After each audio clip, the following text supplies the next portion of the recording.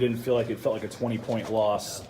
Looking at the tape and stuff, just whether it was the limiting their offensive rebounds or some of the offensive things you did, were there some positives you could take from that game? Well, definitely our offense was clicking pretty good, and guys were making shots. And sometimes you play pretty good, and you have these wide open looks, you don't make them.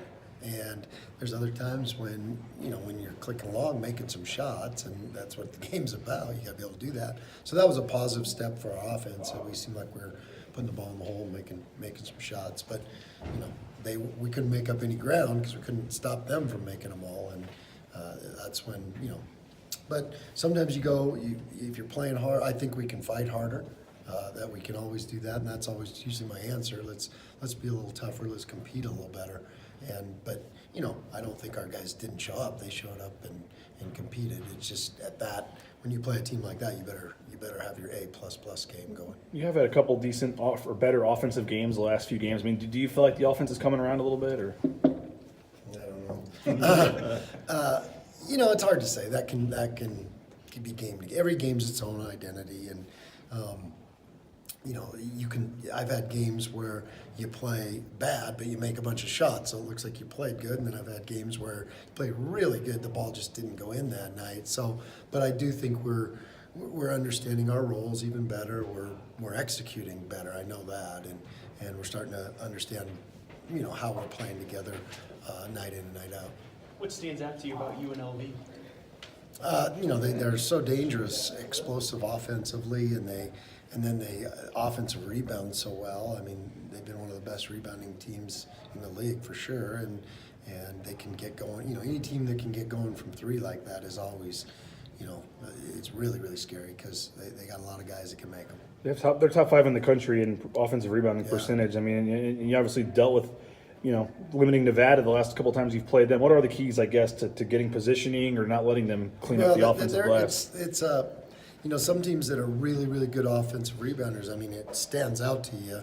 You're like, okay, I know why, because these guys, it's just about their pursuit, and they go after the ball really well, and they come up with it. That's an art in itself. I mean, they just have a good knack for getting the ball. I mean, almost 4 out of every 10 shots they take, they're getting back. I mean, that seems like a really high number. That is amazing, and it's a weapon, and it's a different kind of weapon that one of the things we put a lot of pride in our rebounding, but still, it's one of those easier said than done. You still got to go get it, and you can't just say, "Well, we know what we're doing. We've done this in the past." So you got to show up and do it on Wednesday. Zach said it was an emphasis, that offensive board.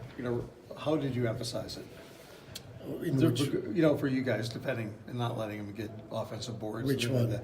What do you mean? What are you talking about? I think Zach meant in general. Zach being a meant- big rebound. in general. Being In one of your Zach, point- said that you've made a real big emphasis that this is going to be a big. It's deal. it's a cornerstone of what we do. Yeah. Really, I don't know. It's always been my thing.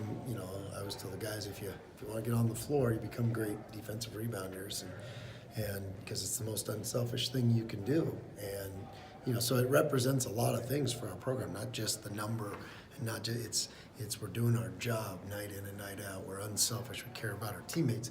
It's so much bigger than just getting a rebound. To us, it's kind of who we are. You expecting another overtime game tomorrow? Oh God, we've had so many amazing games. It's just remarkable when I look back on, that one year we started 0-3 and they made the shot, but it was this far in his hands. I mean, it was just barely touching his hands, and that game turned our season.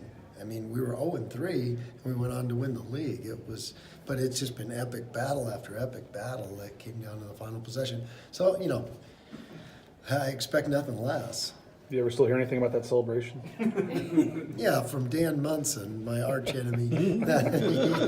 he's the only one that I probably apologized to Dave Rice probably 50 times because of Dan Munson, always bringing it up when we're around each other. So, yeah, no, that was one of those, like it was season on the break. We were 0-3 and I just remember, like, oh my goodness, how am I going to pick up this team again? Because we had heartbreaking, Colette hit a half quarter, and he had heartbreaking loss after heartbreaking loss, and that was, that's what a fine line basketball is. If he makes that shot, who knows what would happen if because he missed it, we won the league. So it was a big emotional moment where maybe I let that get the better of me first.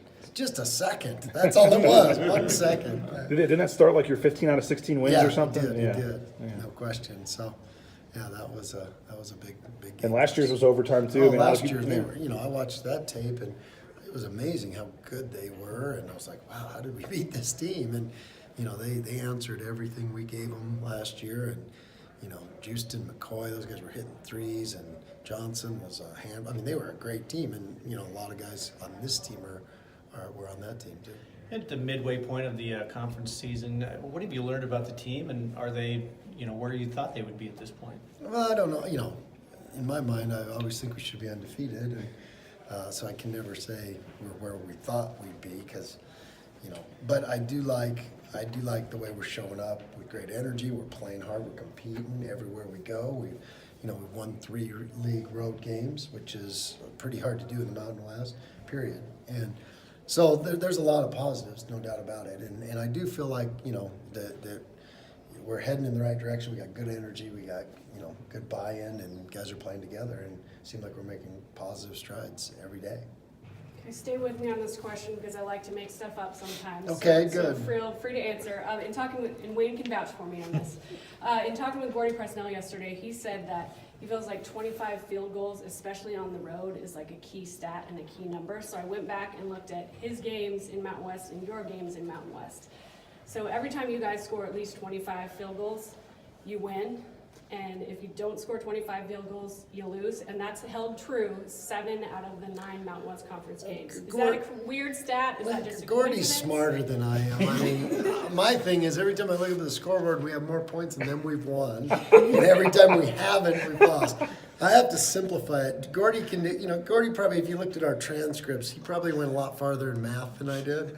And so with my remedial math, I kind of just stick to the scoreboard.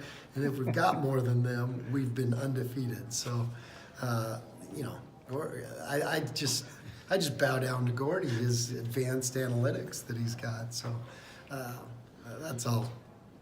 That's okay. That's all I got for you. I wanted to ask it. That's fine. You look at some of the. I was math 99. Gordy was algebra 2 and 3 and 4 and 5, and he could. Yeah, absolutely, no question. That's probably more the accurate answer. You look at the road games you still have left in the league. I mean, how these home games, how important are they to take care of business or hold serve, I guess, at home, knowing some of the places you still have to go play? Well, it's just, like I was talking about in league. I mean, they played a big game Saturday at Utah State. We played at Nevada in a battle, and we played at Colorado State before that. It's just the matter of, here's the next one. Well, the next one's really big, but that's playing in the league. The next one's always big. So you just got to regroup. Pick yourself up, whether you won, whether you lost, whether you're playing good, whether you're playing bad, and move on. And the teams that can do that consistently, night in, night out, are the ones that are usually at the top of the league. And so, but it's hard, and because you're dealing with travel, and now you're, like you said, you're halfway through league, and different factors start coming into play as far as dealing with travel, dealing with fatigue, dealing with injuries, dealing with sicknesses. All those things play a role in who ends up where in league. I would just think with how good you guys traditionally are at home, you can't really give too many of those games away, I guess. Yeah, it's just but it's the gym never does it for you. That's the Sure. Sometimes I've been in situations where you're like, you relax because we're at home, and every time you do that, you get beat because the other team's showing up to play, and the arena never does it for you. Maybe it can help you, but you got to show up and be ready to fight that day. And that's certainly the team that does that is the team that usually comes on top in league because everybody's so close and everybody's dealing with all kinds of different things.